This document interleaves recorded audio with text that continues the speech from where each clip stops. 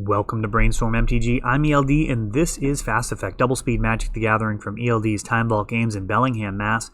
This is the win-in round for the top 8 of the ELD Legacy Open. Arnold on Blue-Red Delver versus Richard on a Bant Snowherder deck. And I'm very much looking forward to seeing what type of spiciness he has going on here. Arnold mulling. Now, I believe at this stage of the tournament, Arnold can win this match to make the top 8, but Richard cannot. So this will be very interesting to see how this goes. This is definitely a tournament management situation where a player could carefully construct a split with their opponent. If you prize split, Richard would have really no reason to do anything other than concede.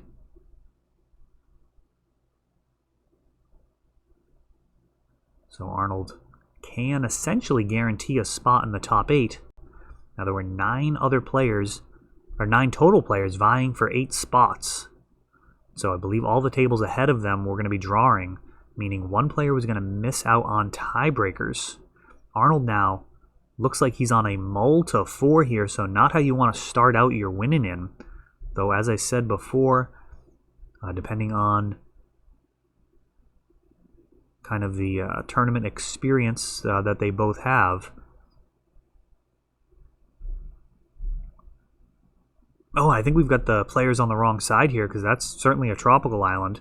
So players are reversed. Bant is actually on the mull to 4, so this actually looks very good for Arnold. So those names in the marquee are backwards. Days on a Noble Hierarch and Basic Island into Ponder.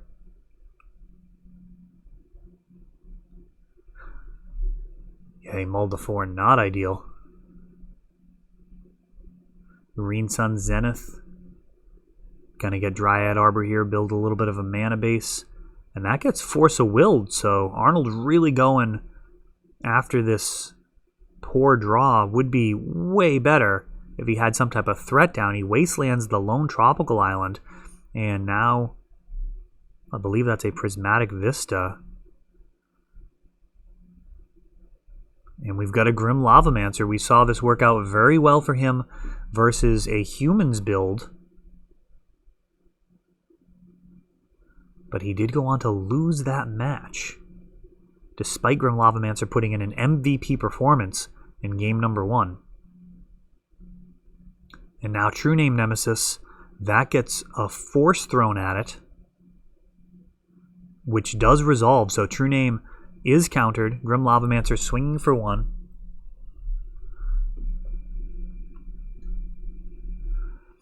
Young Pyromancer looking to create some type of legitimate board presence here.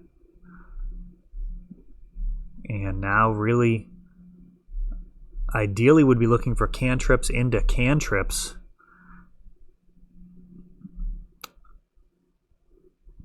From here, I might consider not swinging with Grim Lavamancer, but instead taking a turn off of the clock by activating its ability.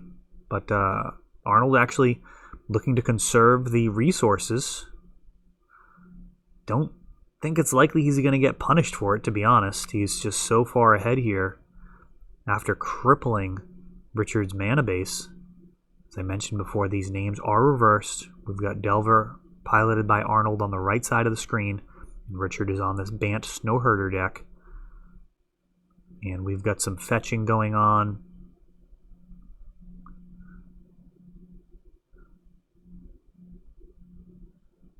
Hard to imagine Richard getting back in from here.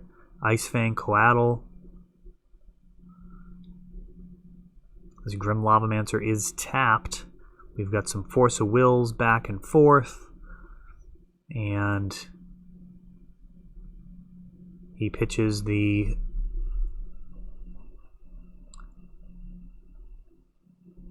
something Shepherd. Snow Shepherd? I forget the name of that. It's a blinking spirit type thing. It blinks something out every turn and grows. It starts out as a 3-mana 1/1, which is a tough sell, but the recursion gives it elements of being a draw engine and building the board presence. So we'll see if he can get that engine rolling. I'd be very interested to witness that. But Arnold walking away with that one after completely destroying Richard's mana base. This Bant deck did not enjoy getting wastelanded and having its early mana accelerants denied. We had Noble Hierarch and Green Sun Zenith both brushed aside along with that mana base, and really just wasn't able to get anything else going on.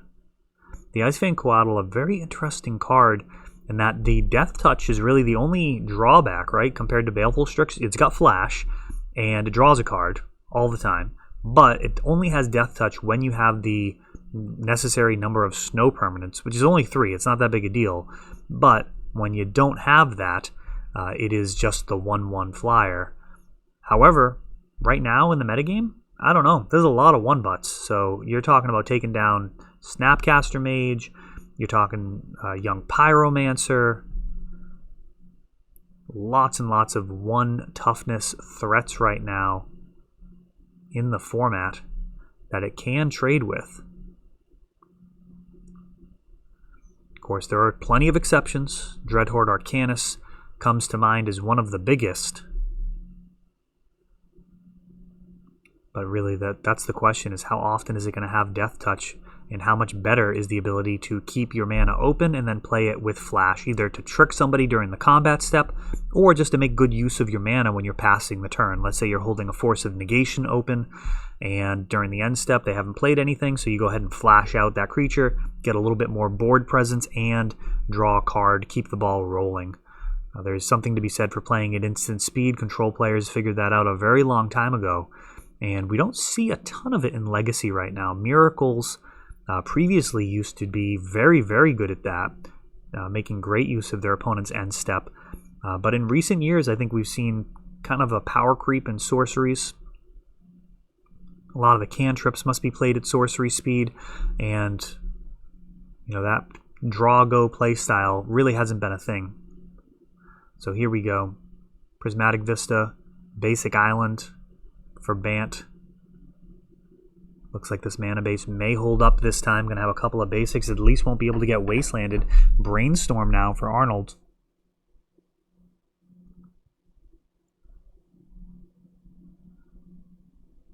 Untapping, drawing one of those cards.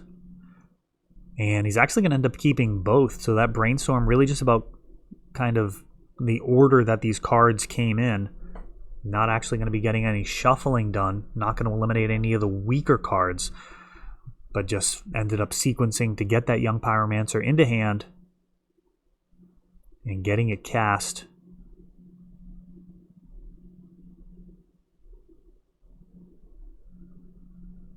I'm actually recording on the feature match table, taking a look at where Arnold was just rubbing, seeing if there was some ink on there. I do not see it.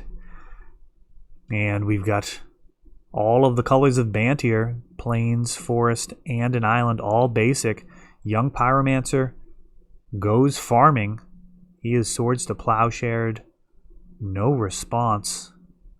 And True Name Nemesis. And this one absolutely will not be Swords to Plowshares. Now's the time to answer him. And that window has closed, so we'll see if this Bant deck can actually do anything about this True Name Nemesis. Very often, these decks are not able to. You really need specific sideboard cards in most cases. Unless you're playing black, for the most part, he's a very difficult to deal with card. Edict effects will get him, so Liliana of the Veil or Liliana's Triumph, Angarth's Rampage or Rage, whatever it is, the new black-red card. There's a bunch of Edict effects floating around in this format, largely because of True Name Nemesis.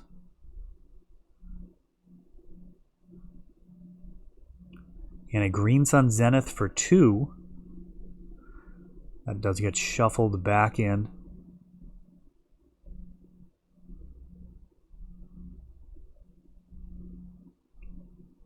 And just another Icefang Coatl.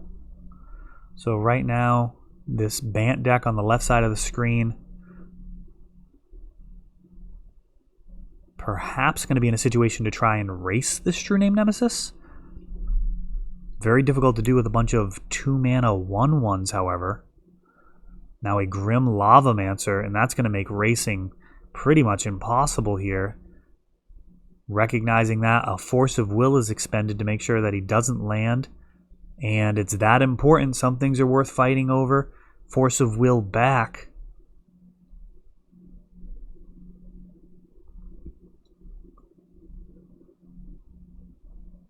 Green Sun Zenith. Now for 3. Getting a Leovold.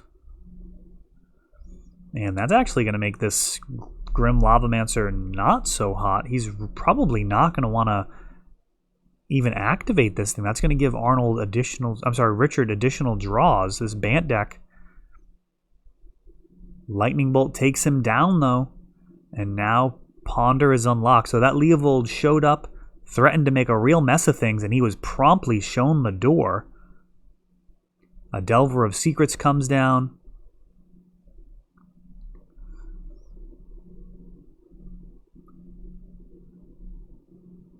Delver a little short on red mana here. Would have been nice to be able to bolt the Leovold and leave Grim Lavamancer untapped to be able to take out both of these Icefang Coatls. That would have allowed this Delver to turn sideways if it did flip. Oh, but they are just being turned sideways regardless. Perhaps there's some life gain in this deck. Some way of not just succumbing to the inevitability of this True Name Nemesis.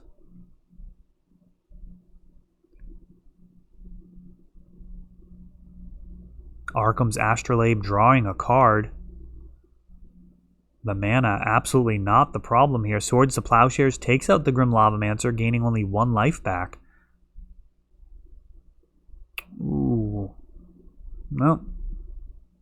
I do not know that one.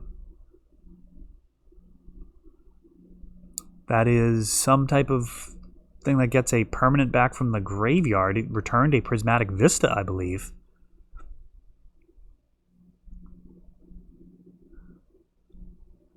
And 6 damage coming in. 3 in the air, 3 unblockable. There's the bolt.